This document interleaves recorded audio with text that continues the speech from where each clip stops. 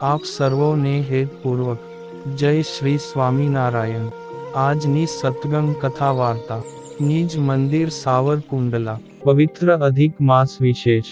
આજની સત્સંગ વાર્તામાં આપણે ઉત્સવ કથા અંતર્ગત અધિક જ્યેષ્ઠ માસના ઉત્પત્તિ, મહત્વ અને મહાત્મ્યની વાર્તા સાંભળશું।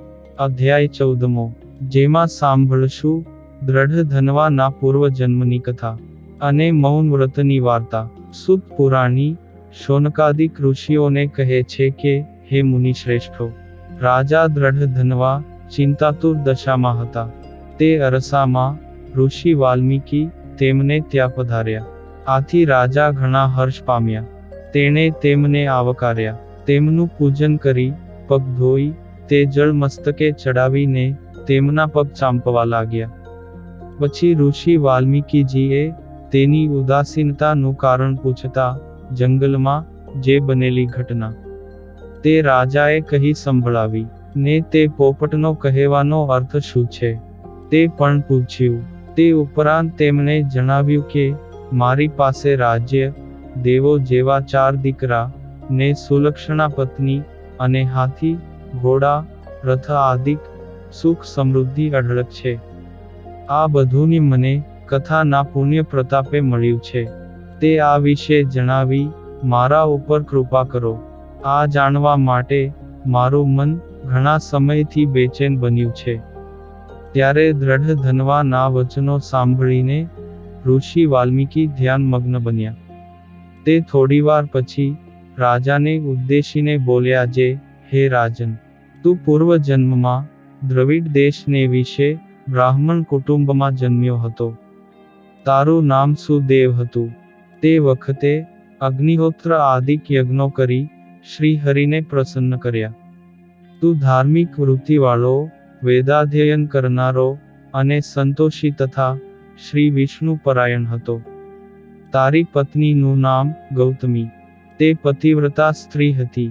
તેમને કોઈ સંતાન ન હોવાથી તું દુઃખી થતો હતો। આ બાબત તે પત્ની સમક્ષ કરી।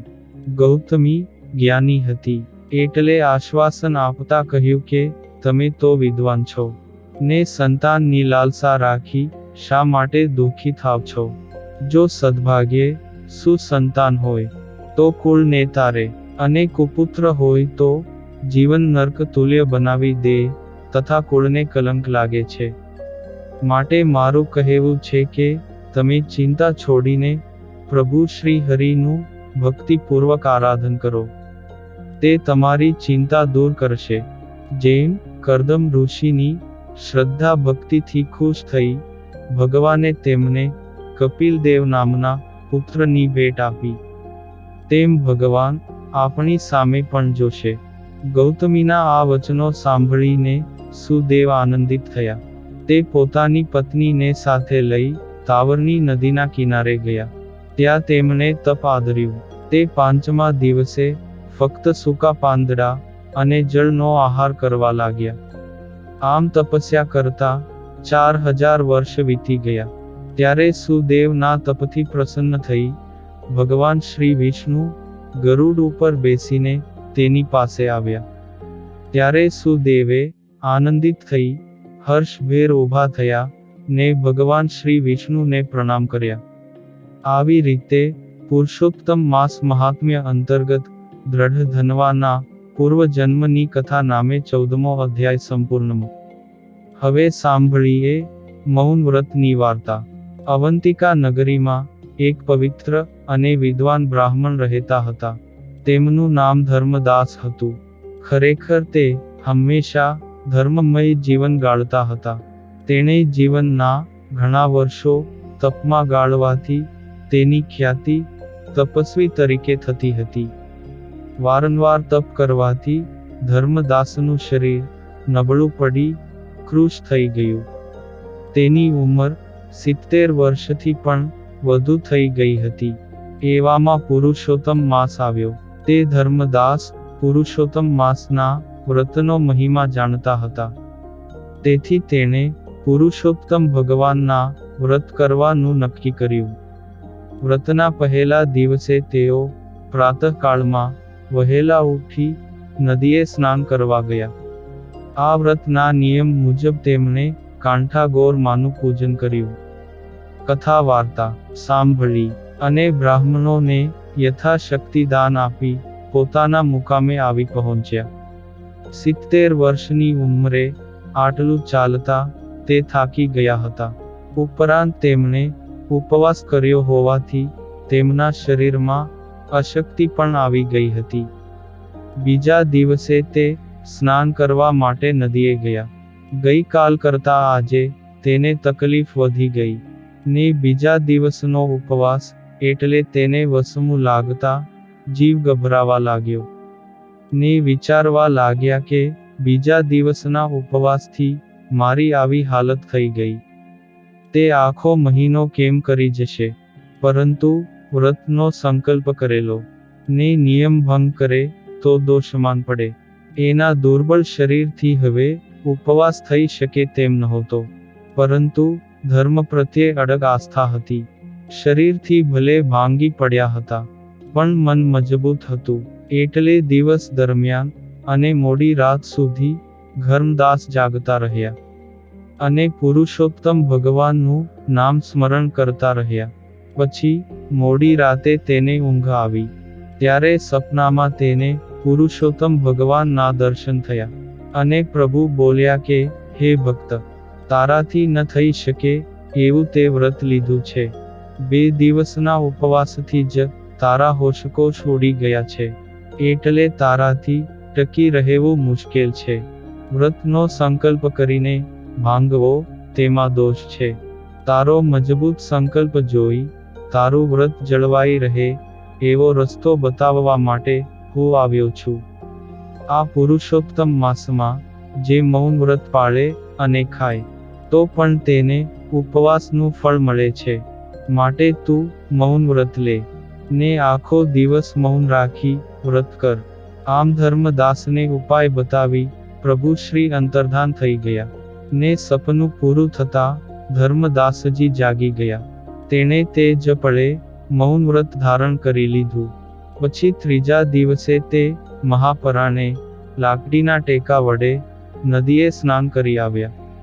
પછી ભોજન લીધું એટલે તેના શરીરમાં શક્તિનો સંચાર થયો. તેમણે આખો દિવસ મૌન વ્રત રાખી શ્રી પુરુષોત્તમ ભગવાનનું નામ સ્મરણ ચાલુ રાખ્યું ને શરીરમાં શક્તિનો સંચાર થતાં જ તેનું મનોબળ વધુ દ્રઢ થયું. આમ આખા પુરુષોત્તમ માસનું વ્રત પૂરું થયું. પછી તેમણે વ્રતનું ઉજવણું પોતાની શક્તિ અનુસારે કર્યું.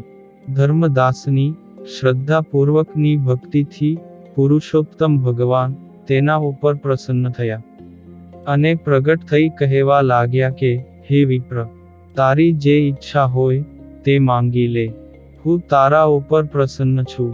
ત્યારે ધર્મદાસ કહે છે, હે પુરુષોત્તમ ભગવાન, તમે મારા ઉપર અનહદ કૃપા કરીને દર્શન આપ્યા છે. મારે કોઈ ભૌતિક સંપત્તિ જોઈતી નથી, પણ મારા હાથે દુઃખી મનુષ્યોનું કલ્યાણ થાય એટલા માટે મને તમારી ભક્તિ સાથે શક્તિ આપો. મને એટલું બળ આપો કે હું તન મન ધનથી દરેક જીવનની સેવા કરી શકું ને છેલ્લે મારો વૈકુંઠમાં વાસ થાય તેવું કનિક કરો. ત્યારે ભગવાન કહે છે, તથાસ્તુ. આમ જ થાવ. પુરુષોત્તમ ભગવાન આવા આશીર્વાદ દઈ અદૃશ્ય થઈ ગયા. ધર્મદાસ તો મૌન વ્રત રાખી ભગવાનની પ્રસન્નતા પામ્યા. તેને મૌન વ્રતનું મહત્વ સમજાયું હતું. હવે તેણે પોતાની કથાઓમાં મૌન વ્રતનો મહિમા સમજાવવા માંડ્યો. તે કહેતા જે, હે ભાઈઓ, હે બહેનો, દિવસમાં અમુક સમય મૌન પાળવું જોઈએ. તે ના બની શકે તો આંતરે દિવસે અમુક સમયે મૌન પાળવું જોઈએ. અને તે પણ ન બની શકે તો અઠવાડિયામાં એક દિવસ નક્કી કરીને મૌન વ્રત પાળવું જોઈએ. તથા તે પણ ન બની શકે તો છેવટે જમતી વખતે તો અવશ્ય મૌન પાળો. આનાથી નક્કી તમને અનેક પ્રકારના લાભ થશે. 12 વર્ષ સુધી જે મૌન પાળે છે તેને વચન સિદ્ધિ પ્રાપ્ત થાય છે. મૌન વ્રત રાખવાથી ભગવાન પ્રસન્ન થાય છે. પછી તો દિવસે દિવસે ધર્મદાસની સમૃદ્ધિ વધતી ગઈ. 70 વર્ષથી ઉપરની વયે છતાંને તેણે ધર્મના ઝરણા વહેતા મૂકી દીધા ને ઠેર ઠેર સદાવ્રતો બંધાવ્યા. ગૌશાળા તેમજ ધર્મશાળાઓ બાંધી અન્નદાન, વસ્ત્રદાન કર્યા ને રાત દિવસ ધાર્મિક કાર્યોમાં ડૂબેલા રહેતા હતા. આમ મૌનવ્રતના પ્રતાપે અને શ્રી પુરુષોત્તમ ભગવાનની અડગ શ્રદ્ધા ને ભક્તિના કારણે ધર્મદાસ અંતે વૈકુંઠ પામ્યા. એટલા માટે તો કહેવાય છે, ન બોલ્યામાં નવગુણ, બોલે બગડી જાય. મૌન તણો મહિમા ઘણો, તે પ્રભુ પ્રસન્ન થાય. આ હે પુરુષોત્તમ ભગવાન, જેવા તમે ધર્મદાસને ફળ્યા, તેવા ને તેવા જ આપનું વ્રત કરનારા, પૂજા કરનારા, કથા કહેનારા અને કથા સાંભળનારા, પુરુષોત્તમ માસમાં શ્રેષ્ઠ દાન કરનારા તથા આપનું ગુણગાન કરનારા સૌને ફળજો. અને હવે પછીની કથા વાર્તા આપણે આગળના ભાગમાં સાંભળશું. અત્યારે આપ સર્વોને ભાવથી જય શ્રી સ્વામિનારાયણ.